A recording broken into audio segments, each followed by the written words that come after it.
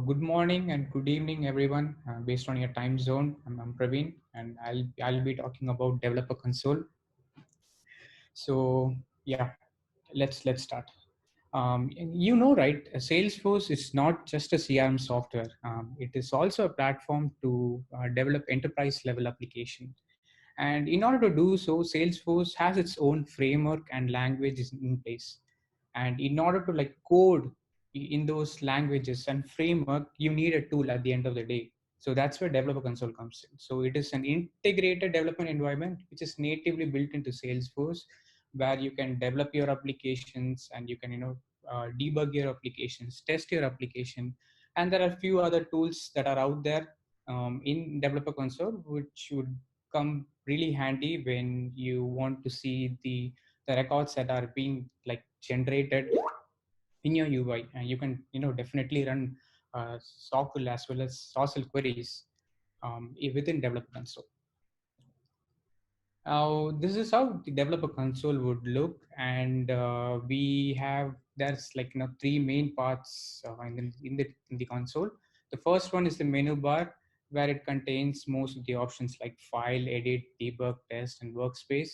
And this is the place where you type your code generally. Now, if you can see, the developer has opened a purchase order class, and he's starting to like work on the methods. And we have another section called uh, at the bottom, where contains a lot of panels which would come in handy based on the use case. Say for example, I'm editing a class right now, and for some reason I'm not able to save my class. So what you can do is you can look at the problems table uh, tab and see what actually went wrong in my class. So it might be a syntax error, or it can be some server error. So anything that is concerned with Apex class or Visual Force pages, if you're not able to like properly commit your changes, then all you have to do is look at the problem tab and figure out what went wrong. So based on the use cases, you can use your tabs effectively.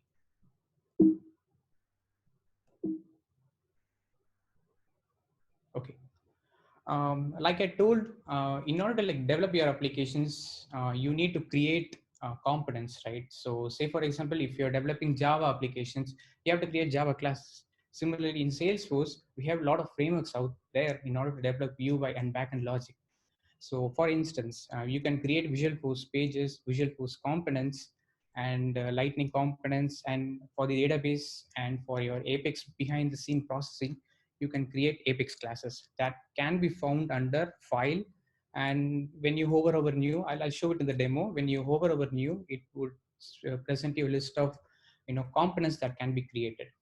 And similarly, you can also search for the already existing components in the org. So we can search for classes, pages, components, even triggers, even like objects as well. You can see the whole scheme of your object, be it standard object or custom object. And similarly, if you want to like globally search for a particular entity in your object that is exposed to developer console, you can definitely do that using open resources. And also we have an option to open Lightning resources. Lightning it's a modern framework Salesforce currently is using. So if you have developed an application through Lightning framework, you can search for those resources through developer console. And similarly, you can open up your logs, and we have like any other IDE, we have options like save all, and you can also delete your components as well. So that is definitely possible. And similarly, in the same line, there are few developer friendly features where code formatting and searchings, and you normally see files searching for a particular string within your code base, right? That can be done. And we have shortcuts where you can reformat your code in proper structure, and as well as find and replace options, which is commonly available in most of the IDE.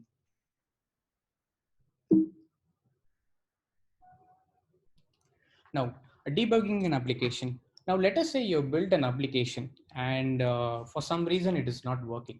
And you clearly know that your user has reported that I'm properly giving the inputs. For some reason, the values are not being saved in the database. So you don't know why. As a developer, you don't know why. So one of the handy tools you can use to to analyze and find the root cause of the issue in Salesforce is through debug logs. So in essence, debug log contains information like who initiated operation and what was called, as a result what happened. So all these details can be found in the debug log. And in general, you can see, to go into detail, you can see details about database event that occurred during the operation. All your apex statement can be also recorded, as well as workflow rules, and validation logic, and few system events. They do appear in the debug log. So debug log, at the end of the day, think of it as a file that gets generated whenever an operation takes place, if you have enabled it. Okay. Now let us look at the anatomy of the debug log. So in essence, debug log, let us say this is the statement that got executed. Okay. And if I look at the debug log version of this particular statement, this is how it would look. So debug log, mainly it contains two entities. The first one is the timestamp, and the second one is the event identifier. Now, if you look at the timestamp, it contains um, the timing at which this particular code what was executed, and this number you see here is the Unix version of the timestamp. And over here, this is the event name. Since it is a user debug, is user is trying to print a statement in the backend. It is labeled as user debug, and the line number of the code, and what level of log it is, as well as what actually was the value. So over here, I'm printing hello world, so that gets even included in debug log. And if you see here, there are a lot of events available in Salesforce. So we have seen user debug, and in the same line, we have events like code unit started, code unit ended. So this basically is used when you're invoking a method of a class. So what happens is, there will be a log called code unit started, and it will also mention the method that got executed. Similarly, when it finished, then you will see a line called code unit finished, and you will see which method got finished. And similarly, if you have SOQL statement, then you can see on the SOQL statement the log if you look at the log, you will see this line, sock will execute begin. And similarly, if Apex is done executing your statement, you will see SOQL execute end. And the same line we have, DML begins whenever you do insert, update, or delete. You can see this line, appearing the debug log. And once it is done, then DML end will appear. Okay, so this is another example where I have a test class, and there's a method called test price change. And all I'm trying to do here is create a record of type invoice statement. Okay. And if you look at the debug log that got generated for line number 5, you can see the timestamp and the unique version of the timestamp. And this is a DML begin, because at line number 5, I'm inserting a record here. So that is why the event name is labeled as DML begin, and the line number. So on line number 5, I have the DML statement. That is why the line number 5 is appearing here. And what type of operation I'm doing? I'm doing an insert operation here. That is why we have like OP colon and the type of operation that is being performed, and also the type of record that I'm dealing with, and how many rows I'm inserting. So imagine, as a developer, if I if all these details are included, it would like really save my time, in order to like debug and try to find out what went wrong in my code, or in my application. Okay. So in order to like enable a debug log, you need to create a trace flag. So there are like 4 entities you can trace inside the Salesforce. So you can trace an automated process. So it is like trace in the sense, uh, debug log against whom. That's the main point. Whose activities I should monitor and have to create, so that as a developer I can log in and check what went wrong in my application or in my code. Okay. So I can log the activities of an automated process. I can log the activities of user, and Apex class, as well as Apex trigger. And also, if you can see over here, we have a little, magnifying glass. And if you select user, the magnifying glass would help you to pick which user you want to trace. And similarly, we debug log can the maximum period of debug log can be like 24 hours, not beyond that. So it can log entries for up to 24 hours. So definitely you have to give start and end date. And one important point to note here is we have something called debug level. It is a required field. That is why we have like red marker over here. And the debug level, I'll show you in the next slide. The debug level talks about what the level of information that I have to uh, log when a particular operation happens. Say for example, there are like these are the log levels that are available in Salesforce. And if you mark none for an event like database event, then if your code contains any database event, no logs will be generated.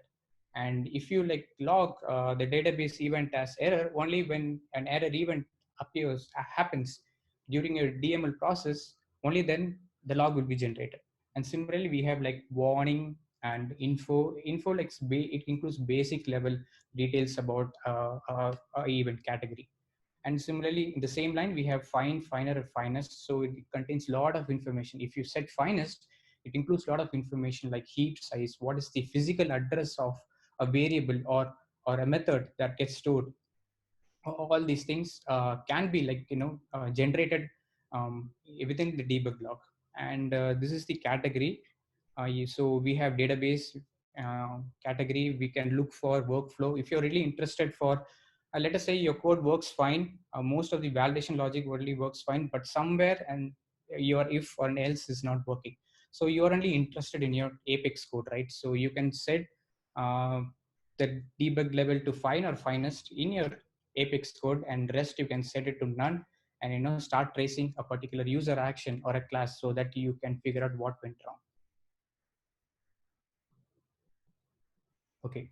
And in addition to debug log, we also have a feature called checkpoints. So I don't know, many of you would have heard this term called checkpoint. Checkpoints are nothing but it contains it when you mark a code, if you want to like add a checkpoint to a code, all you need to do is open up the developer console. And this is the let us say this is the method that I have, and all I had to do was click on the number over here, and it would add a red dot over here, so which means that I have enabled checkpoint for this variable.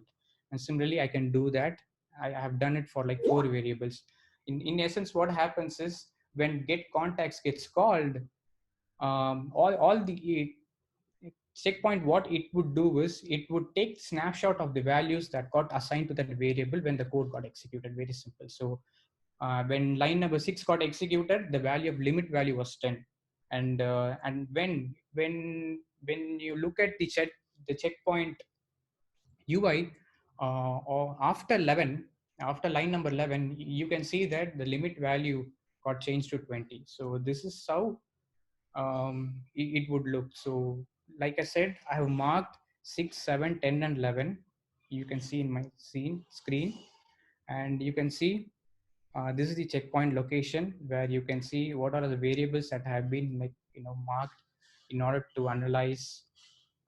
And when your code gets executed, you can click on on line number 11. If I click line number 11, what happens is these are the items that are in the memory. And as far as since I have only one integer at the moment, integer, the count is equal to 1, and the total size, the total behind the scene uh, memory size of that particular integer, and this is the physical address. And if I click on it, I can see what value got assigned. So this is also a handy tool where you can use in order to debug your application if something goes wrong. System.debug, generally as a developer, system.debug is generally what we use. But I've seen developers who use and effectively use checkpoint in order to find issues in their problems and try to fix that. Testing application. So now that you have developed your application, it is really important to test, right? And as far as testing goes, mostly when you're building application, you have UI as well as your backend. And as far as UI is concerned, you can have manual testers to manually check for each entry and see how it works.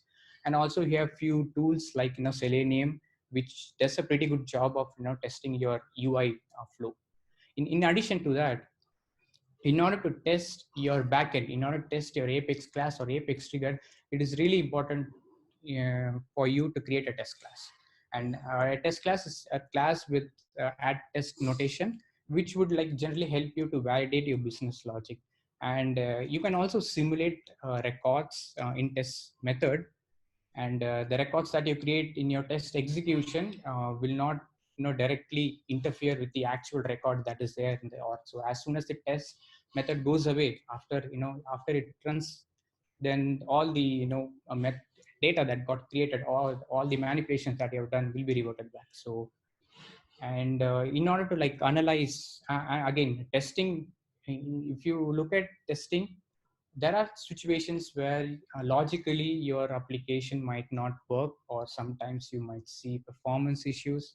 And that is when again you have to go back to debug log, because debug log contains nitty bitty details about how long a code uh, ran and what are all the resources, Salesforce resources it has utilized. Say for example, how many records it got queried, how many times a statement got executed, and similarly how long it took. Generally we have like 10 seconds CPU timeout limit, right? So you can't really go beyond that. So you have to properly develop your code. And also there are situations where your code will work perfectly fine in your org, but sometimes when you move your code to another org, integration or your UAT or QA org, it won't work fine because of there are related code out or related process that are out there which might interfere in your logic. So again, you have to go back to your friend debug log to see what is going on, and try to figure out what went wrong. Now, like I told you, apart from these things, there are a few options, interesting options that are there in developer console, which is really useful as a developer. And where you can run an anonymous script. Say for example, you're working on a calculation logic and you don't want to create a class and directly expose it to a method and start testing it. You have the core logic there, and if you want to validate it, you can copy the core logic and paste it within the execute anonymous window, where you can see if the logic works or not. And similarly, you can use anonymous script to to pretty much run any Apex command. Pretty much 90%, I like 100% of the Apex commands that runs within an Apex class can be run in Apex anonymous script. And even through execute anonymous script, you can query your records. You can do SOQL as well as SOSL queries. And in addition to that, we have something called query editor. I hope if you have seen the snapshot of the developer console, we saw few tabs, right? There if you see, you would have seen as a tab called a panel called query editor, where you can like type your queries, and when you click on execute, it would like return you a set of result where you can like directly insert, update, as well as bulk edit those records. Now let me show you the developer console in action.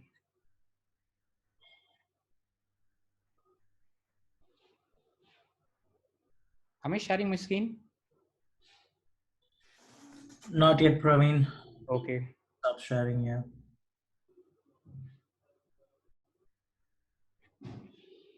Okay, now I can see your developer console. Okay. So the way you need, okay, so let me first, shit.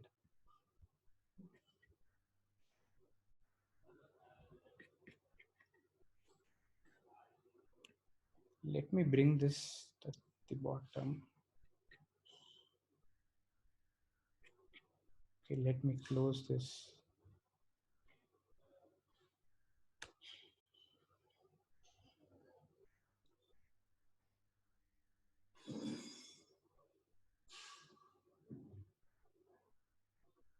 Yeah, I've logged into Salesforce, and if I want to launch a developer console, you have a gear icon over here, right? So if you click on it, and you can see developer console. So all you need to do is click over here. So like I said, we have a menu bar, a space where we can type code system.debug, can print hello world over here. And let us say if I have not had a comma. Okay, so see, I've saved this. I'm trying to save an Apex code, and you can see it's an unreachable statement because no statement will be executed after return. So all I have to do is copy this code and click on save. Now on file, like I said, we have variety of frameworks or languages that are available to develop or extend applications in Salesforce. So you can create Apex class, trigger, pages, components, static resource, and Lightning. I told you like it's like a new framework Salesforce has introduced like a few years back to develop modern UI within Salesforce. And also you can search for globally, search for objects, or even I can search for lightning contact or Apex controller. You can globally search for components that is there in Salesforce through open resources. And similarly, we have save all, delete, and if you wish to like delete this class, you can use delete option. And what else? And we talked about checkpoint, right? So if you see here, like in the screenshot that I've shown in the slide, I've enabled 4 points, 4 statements to be for the checkpoint to to take a snapshot of its value. And if I run this method now, let me go to and let me run this method.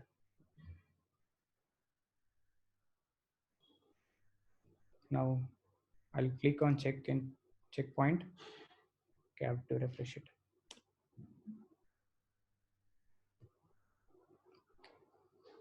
I'm marking checkpoint for 1, 2, 3, 4 variables, and let me call the code. And in the checkpoints tab, you can see the places where I've marked the checkpoint and what happened at line number 6. So line number 6,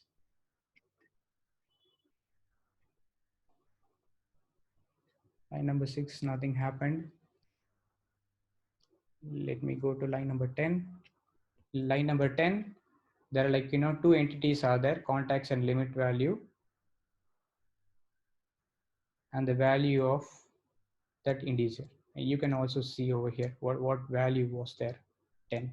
But if I go to line number 11, this is like the snapshot of value after executing line number 11. So if I go to limit value and check, the limit value is 20 because after line number 10, I'm changing the value. So this is like a good tool for a developer to analyze the code and see what is going on and how the variables are being changed in his code and during an execution.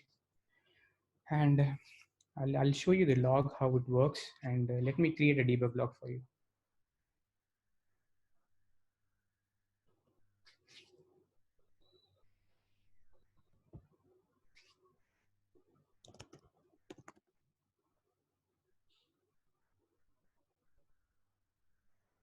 I already have a debug log, and you can see here, right? So I've enabled the debug log. The expiration date is tomorrow. So whatever actions that I do in Salesforce are being recorded here. So you can see I ran the execute anonymous window 2 times. So if I open this up,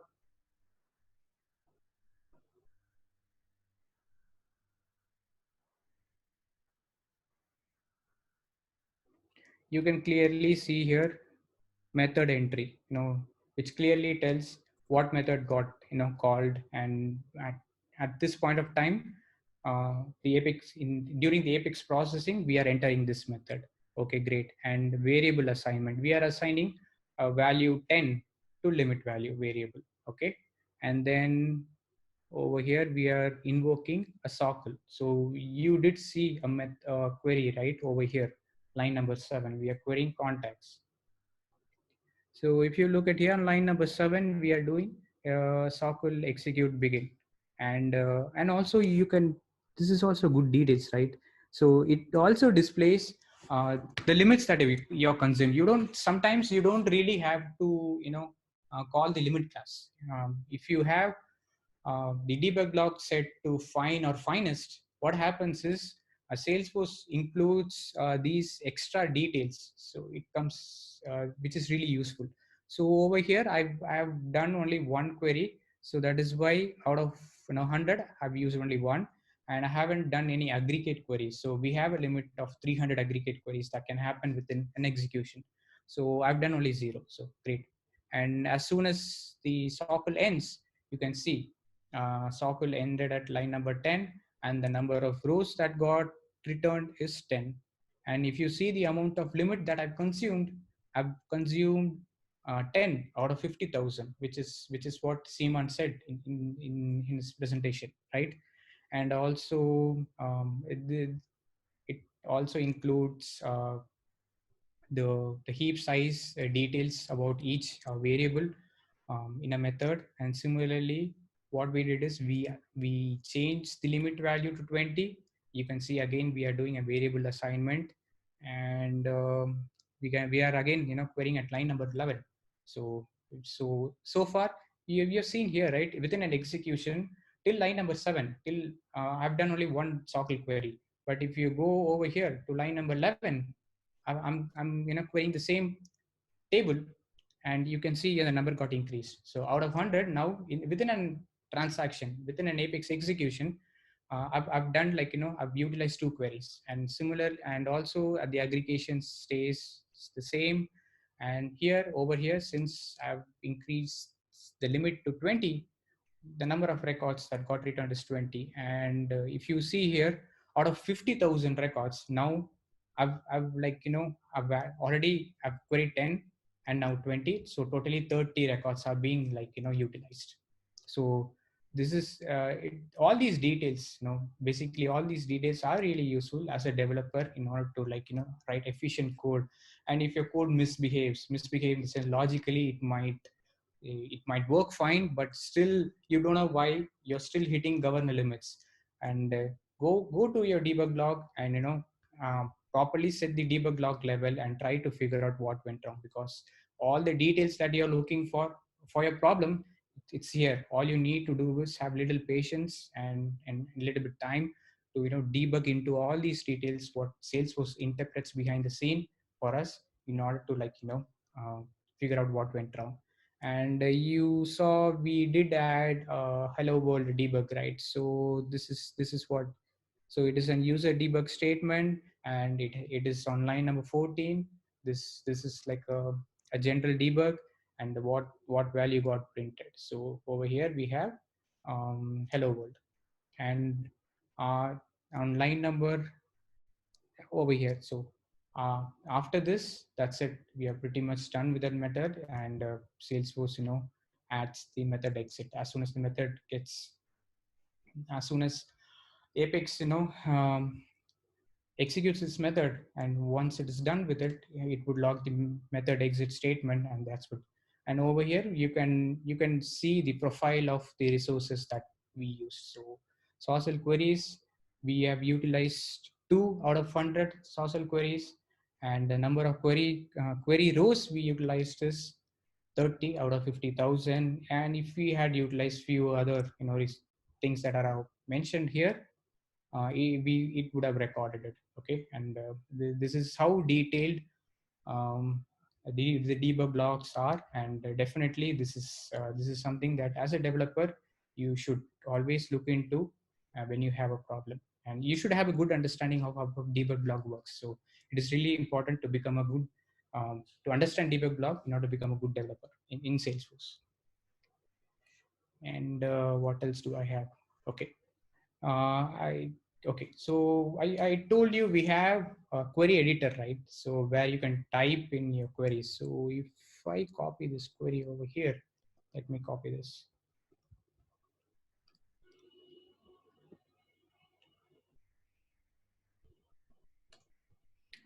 The query that you see here, it is utilized in this UI. So if I ran this method, this UI, we are querying 20 records, and the records that I queried are being shown in this UI. But as a developer, before I see it, how it gets displayed and what all records are being displayed in the UI, let us say I want to really like check it and see how it works. So if I can add limit 20,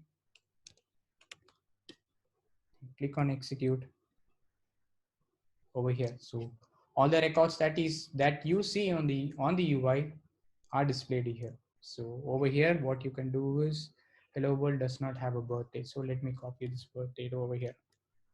And it does not have an account ID. Bad. It's really bad. Let me copy it over here.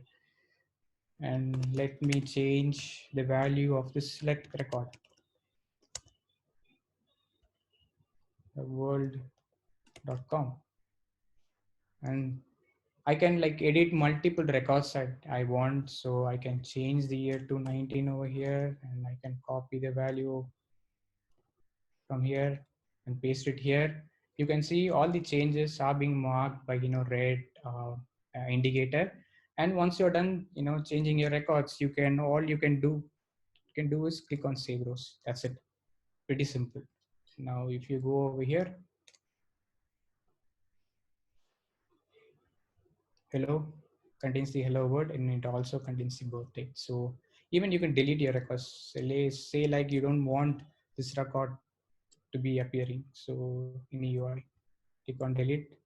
It's a confirmation and delete it. If you really want to like delete multiple records, select delete. That's it. Okay, there you go.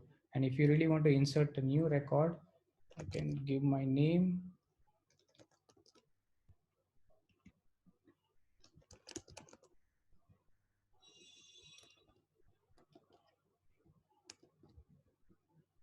There's some problem with my keyboard. I'm sorry.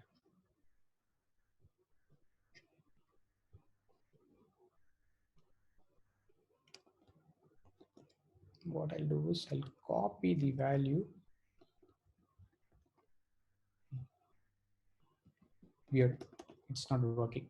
But definitely, maybe it's not working for me. But as a developer, you can like create your records, and if there are like changes that are out there and you want the updated result, you don't have to requery the record. All you can do is click on the refresh grid, and it would bring the updated records back.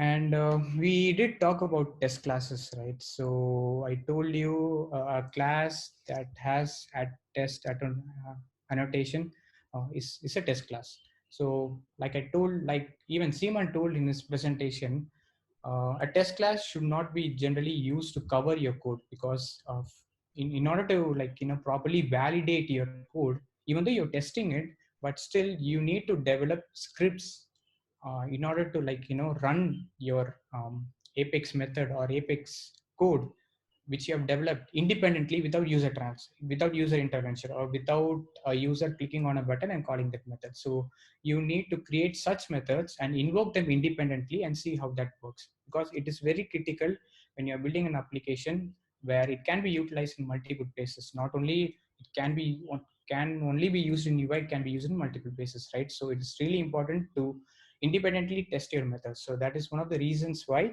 we have a thing called test classes, and which would help you to evaluate business rules.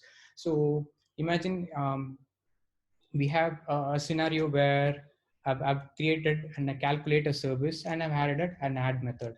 And if I have, as a good developer would always check uh, the expected outcome. Will always check the expected result with the actual result, and he will always validate whether what is uh, needed to be, what is really required when I call this method is properly uh, carried out or not. So say for example, if I comment this method and someone has tampered the add logic, and imagine I'm like creating a simple method, but this method can be a payment calculation logic where it would calculate the amount for your customer's quote.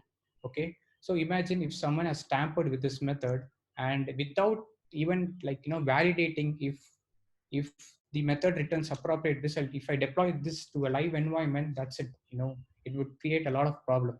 So one of the important things to do, or as a good developer, what you have to do is always have an assert method, system.assert method, and pass the expected output, and call your method which it would return the appropriate result, and check whether you're getting the result that you're expecting. If not, something has went wrong, and even your deployment will fail. So this adding system.assert in your test classes is really important. So creating a test classes, it's not just about covering your code, it is also about validating your logic. So if I save a test class, and you can run your test class from this option over here, test, new run, calculate a test, add the methods that you want to run, and click run. Even though it says success, if you look at the test tab,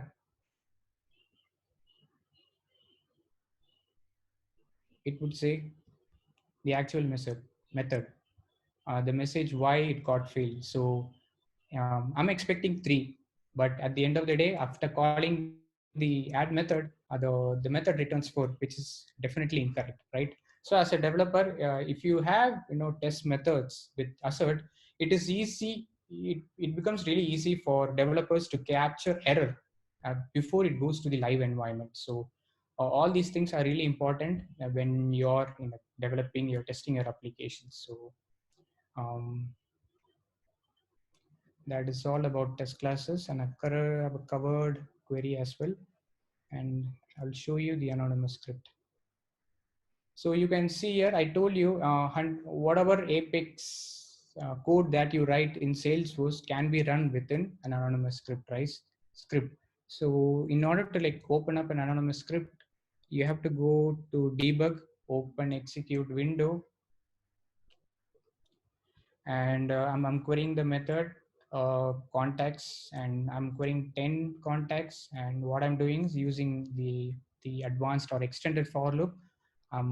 Iterating over the contacts. I'm just trying to print the record, that's it, nothing else.